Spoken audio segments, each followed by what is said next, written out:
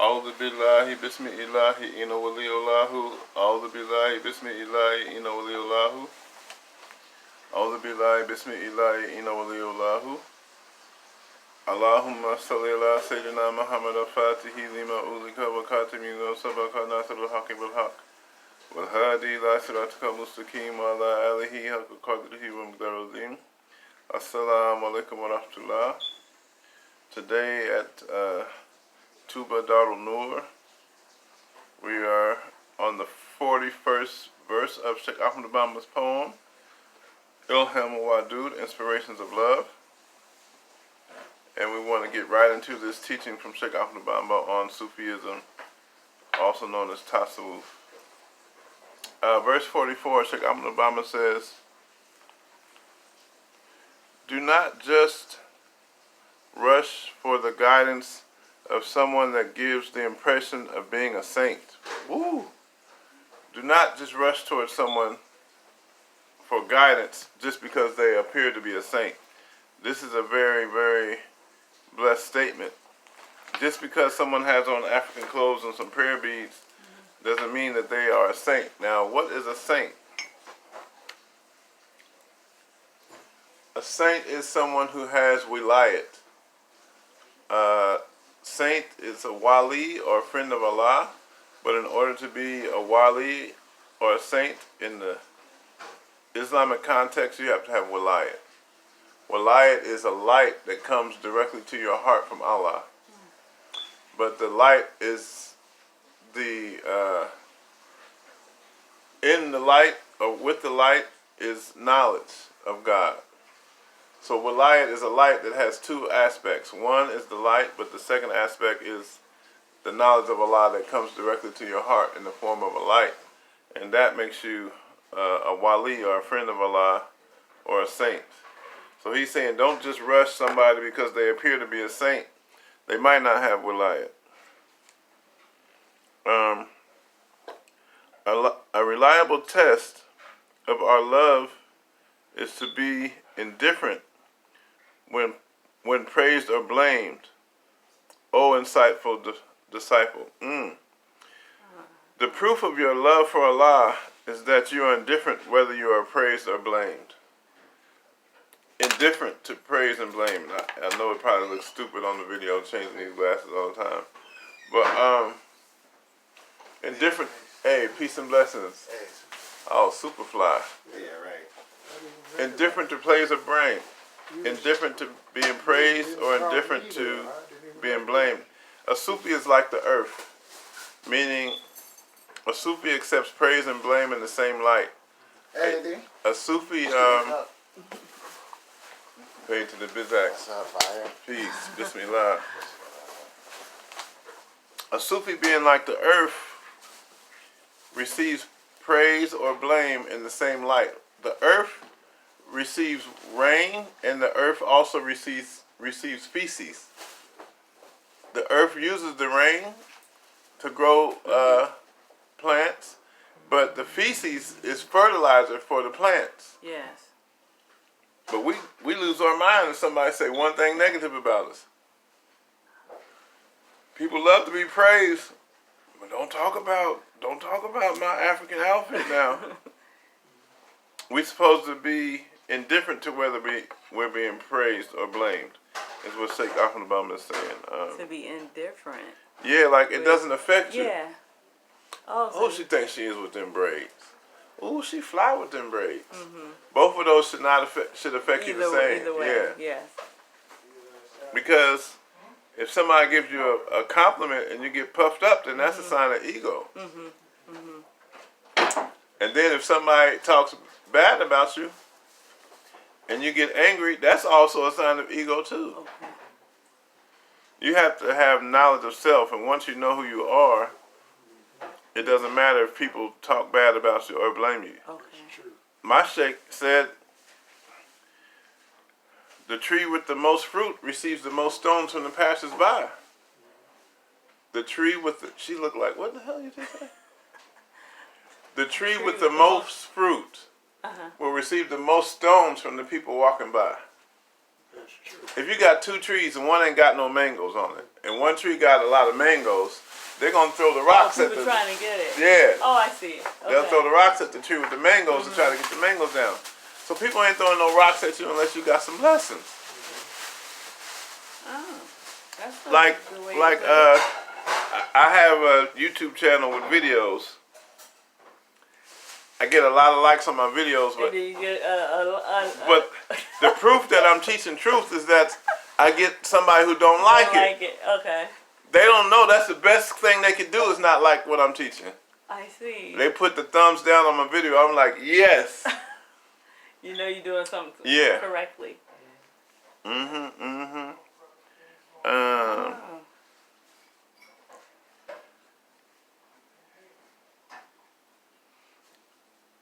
Do not drink any water found remaining in a glass or in a vase. This is a matter of safety. If you find water, don't drink it because you don't know what's in the water. The water could be contaminated. Sure.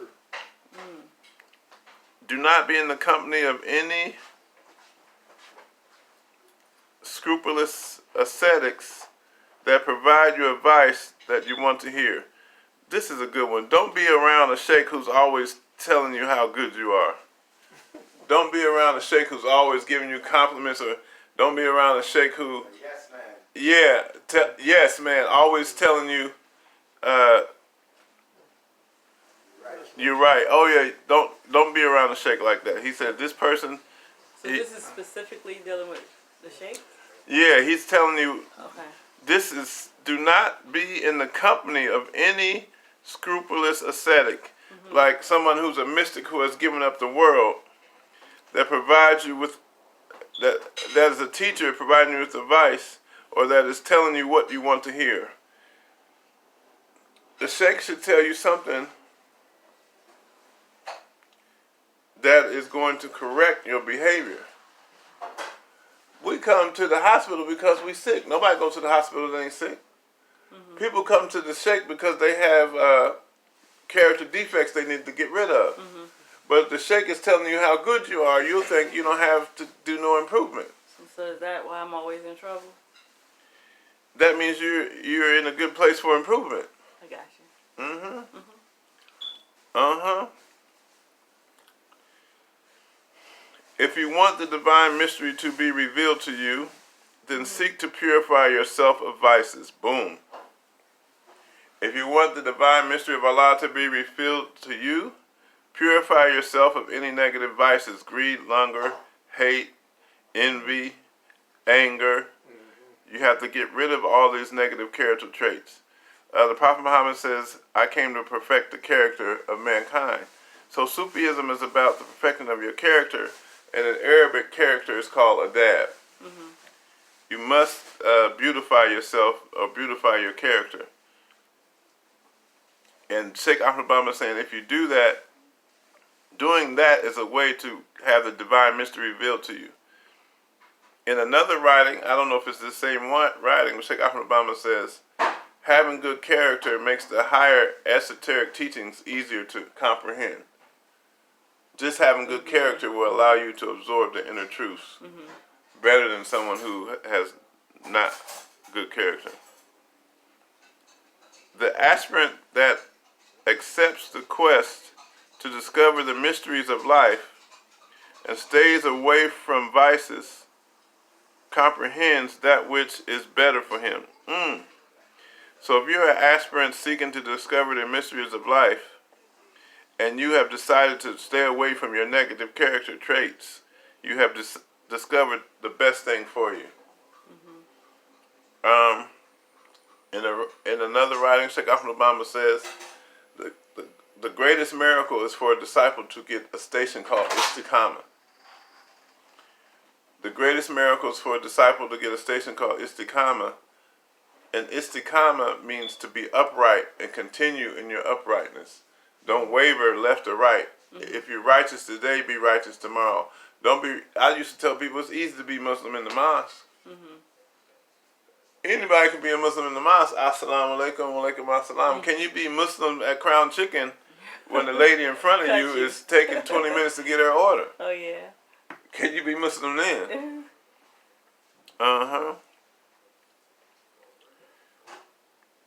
rebuking your carnal self for the misconduct. Rebuking your carnal self for its misconduct is good. But you should be more concerned with seeing your wishes come true immediately. It's good to check yourself before you wreck yourself, as the rappers say. If you know you're a thief, stop stealing. If you know you're greedy, try to be generous. Know thyself. He's saying it's good to check your misconduct, but it's better to be concerned with manifesting your vision and dreams. In other words, don't be too hard on yourself. Don't be too hard on yourself. Then it says, do not be evil. Put all of your hope in Allah. What does that mean, Mr. Nance? Do not be evil. Put all of your hope in Allah. What does that mean? I mean, you got to have patience and tolerance, man. You're not a person, that could be easy, disrupted because of, anything that is insignificant. Yeah.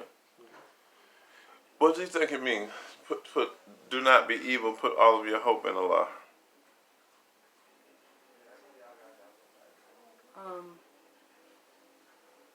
So don't act in a way that is going to destroy you.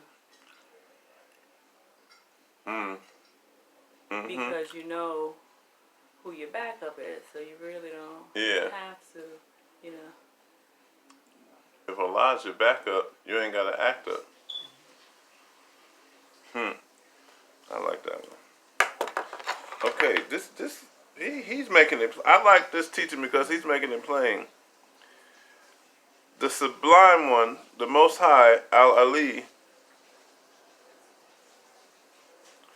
Put all of your hope in Allah, who is the Sublime One, the Most High, because the Sublime One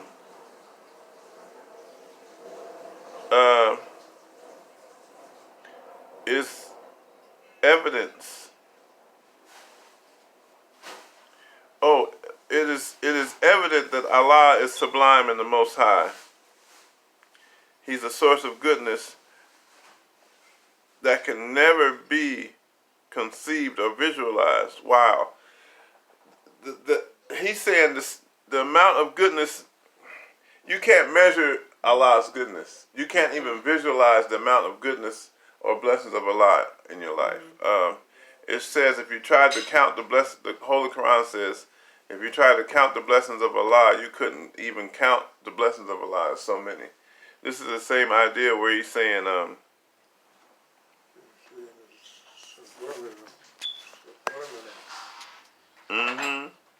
you can't even conceive of how Allah is blessing you.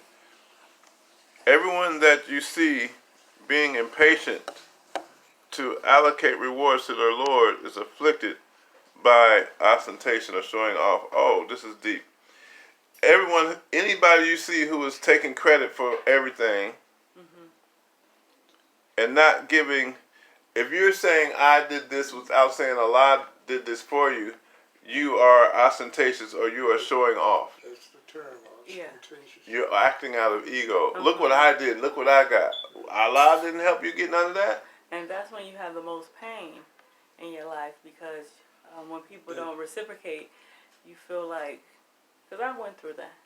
You feel like, why am I giving and nobody's giving in return? But then you don't realize it's not you that's giving, it's Allah using you to help the people in the community to, big ego and low self-esteem. Exactly. There's a famous verse in the Quran where Allah says it was not you that threw, it was I, Allah, that threw.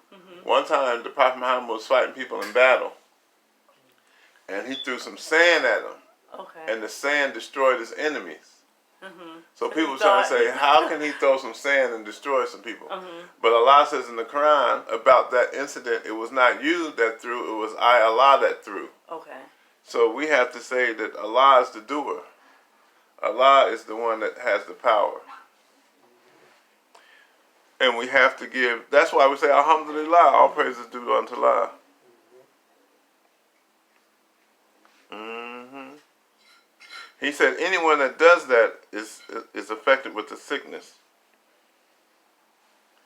As the characteristics of showing off, some scholars have systematically listed them.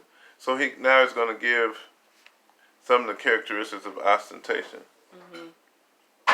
The first feature of ostentation, my friend, is laziness accompanied by diminution of devotion and solitude. Oh, God.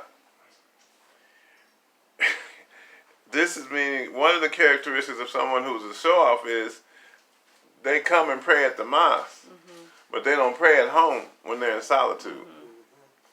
Or, I only got my zikr beads out when people are around. I want people to think I'm doing zikr, but when ain't nobody around, I'm just on my phone, you know. This is a sign of someone who is practicing ostentation. Yeah. They're not worshiping for Allah, they're worshiping to be seen by people. The second is the exaggeration. Another thing is the egomaniac. Wow, the second one is the exaggeration of excessive worship while in front of other people. Damn. That's what you were speaking about. Yeah. In the mosque. Mm-hmm. He's making it plain. If you only pray or make salat at the mosque, you're not doing that, but you don't do it at home. But he says excessive worship in front of people. That's crazy. Like, you come to a meeting, you do 1,000 Bismillah, Bismillah. You get at home, you be on your phone like, no zikr. I knew a guy went to see a sheikh in Africa. The sheikh, he's always in the pictures with beads and everything. You think he's doing a lot of zikr. He said when he got to the sheikh house, the sheikh ain't never touched his beads till somebody pull a camera out. I was like, yo, that's some... Literally, the sheikh didn't... That's ostentation. You want people, you go to get your beads. Oh, they taking a picture. Wait, let me get my beads. Photo op. Yeah. People don't want to feed children until the cameras is on. Oh, that's the worst. Why you got your camera asking me to send money to feed these children? Damn it, give them some food. You over there with them. I could never figure that out. You got a whole camera crew, but you can't feed the children. Yeah. Okay, let me get back on this teaching. The third is observed by increasing a particular action when praised, or reducing a particular action when you're blamed for it. Wow. One other third part of ostentation or showing off is if you're praised for doing something, you increase in doing that. If they blame you for doing something, you decrease in doing that. Oh, okay. So it depends on the crowd. Yeah, if I wear these 2 beads, oh, it's nice you got those 2 beads on. Okay, I'm going to wear 2 beads every day. Yeah. Oh, man, why you got them 2 beads on? Oh, man, I'm going to only wear 1 bead. Oh, you're going to hide them. Yeah, I see. So this is a part of accepting praise and blame is the same. Remember earlier it said a Sufi is one who, if somebody praises you, you say Alhamdulillah. And if somebody talk bad about you, you say Alhamdulillah. So it doesn't move you. Yeah, I've had people say negative things about me, and I say Alhamdulillah, thank you. They like, oh yeah. or like people on my videos, they'll put some stuff talking bad about the video. We don't like your video, your content is haram. Why are you talking about these things? And I put a comment, thank you so much. You have wisdom. I appreciate what you're saying to me. I need to work on myself. And I know they're like, I just they're talk looking for a bad battle. about you. They're looking for a Yeah. battle. Do you find like that sometimes people will give you compliments to like throw you off? Sometimes if I say, hey, ooh, you so nice, you so fine, you look so good, loan me $20. That's if you go. I just gave you all these compliments so I could get something from you. It's definitely people like that. Oh no, that's right. I was just mixing 2. Do not increase your works for praise or diminish them out of being Boy blamed. with the hitman kind of. detach yourself from them, both because they come from all over the world. Oh, detach yourself from blame or praise because they can come from all over the world. Like you said, you did things and people didn't give you the praise or the gratitude because you did it. Well, we shouldn't even worry about did people give us praise or gratitude. We did this for Allah, not so that people could praise us. So he's saying he says be detached from being praised or blamed. So understand this warning. Because the blame can bring you harm. Because the blame can bring you harm and the praise can be of no benefit to you. Damn. Yeah, that's true. Praise can bring, the blame can bring you true. harm, but the praises can be of no benefit to you. Look at that. That's what I was asking. The praise is of no It's benefit. nothing. It means absolutely Because nothing. it's supposed to be alhamdulillah, all praises due to Allah. Exactly. Oh, that's a nice car you got. Alhamdulillah. You always hear Muslims saying alhamdulillah. Oh, that's a nice car you got. Oh, alhamdulillah. Oh, your children are so well behaved. Alhamdulillah. Praise Allah. Praise Allah. You never someone say, oh, that's a nice car you got. Oh, thank you. Yeah, I'm doing my thing. That's like, hold up, brother. You that arrogant? You doing your thing? May Allah give us the guidance.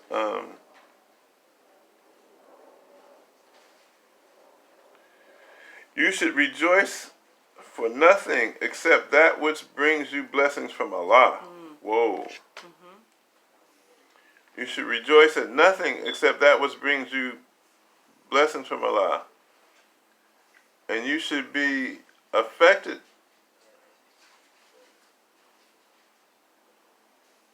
Oh, okay.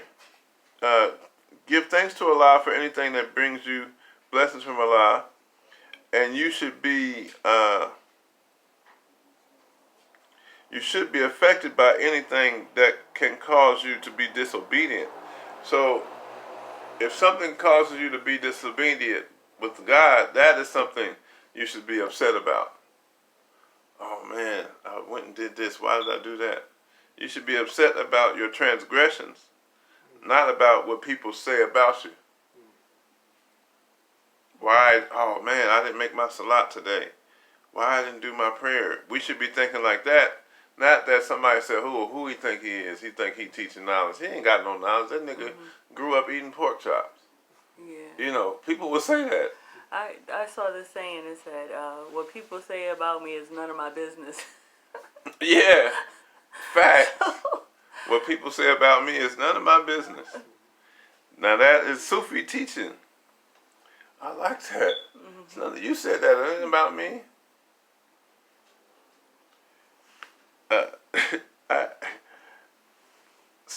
I can't remember. Anyway, I had something like that happen in the class the other day. Somebody called the other student a liar, and I know this student to be very honest. They said, so-and-so called me a liar. I said, are you a liar? They said, no. I said, okay, don't worry about it. If you're not a liar, don't worry about it. If you want to be aware of what you are worth to Allah, meditate on your own faults and not the faults of others. Yo, that's deep. If you want to know where you are in proximity to Allah, meditate on your own faults and not the faults of others. Yeah. Yeah, that is deep. That's why they say you'll swallow a gnat. You swallow a camel and choke on a gnat. Like you always looking at somebody else's faults, but you don't look at your own fault. Tell people if you live in a glass house, don't throw stones. Reputation is what people think about you. Character is what God knows. Reputation. See, that's why we got to film this and this. Reputation is what people think about you, and character is what God knows about you. Your character is who you are when nobody's around. When no one's looking. Your when character, you think no one is looking. Yeah, your character is who you are when nobody's around. Specifically as it relates to obedience or disobedience. if you are satisfied with your evolution, you have nurtured in the relationship with your Lord. Okay.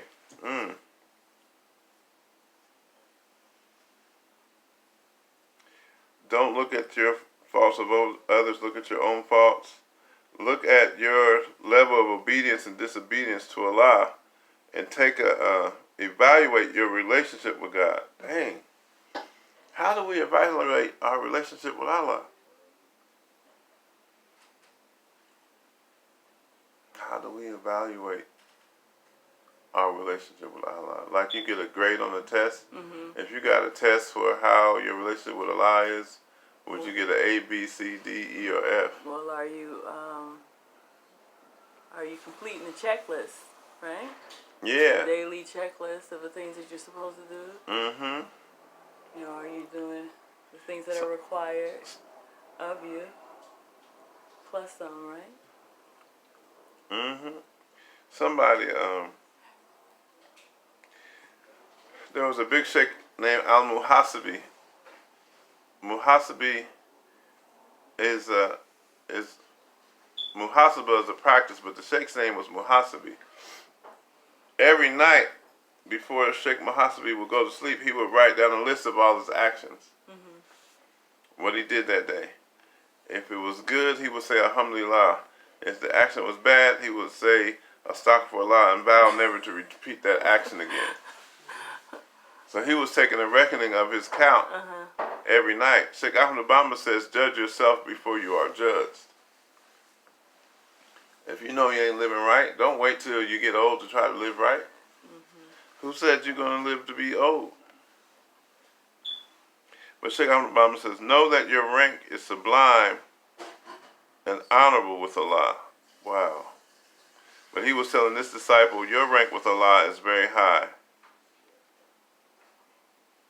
However, if you settle for disobedience of the Lord, the most glorious, then your loss will be made obvious. Dang, we can stop right there. If you decide to continue in your disobedience, the loss that you will experience in your life will be obvious to others. How do we explain that? The Sheikh said, if you continue to be, if you're happy with being disobedient to Allah, the loss in your life that will come from that bad karma will become obvious to others. It's going to be public. Sometimes I see people that's homeless. I'm like, on the train, I don't know what you did to get there.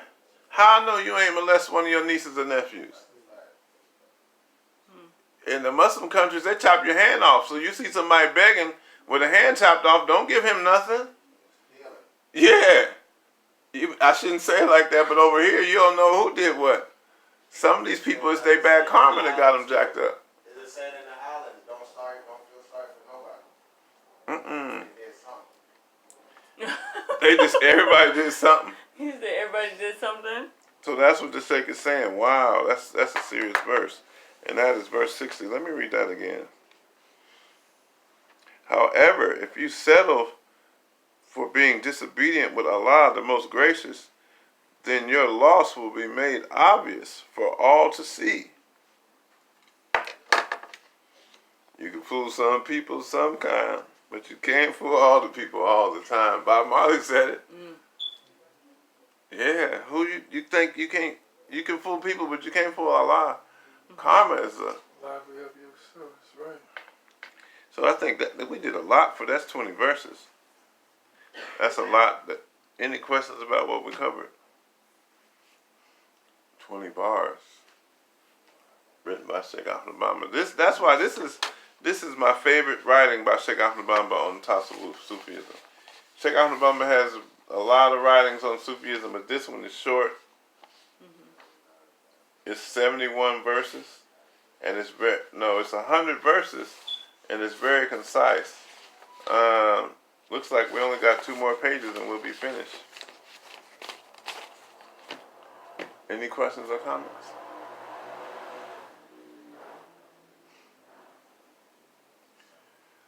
Al-Fatiha. Allahumma salli ala Sayyidina Muhammad. Bismillahir Rahmanir Rahim. Alhamdulillahi Rabbil Alameen Ar-Rahman Ar-Rahim Maliki Yawmiddin إياك نعبد وإياك نستعين اهدنا الصراط المستقيم صراط الذين أنعمت عليهم غير المغضوب عليهم ولا الضالين آمين. Alhamdulillah.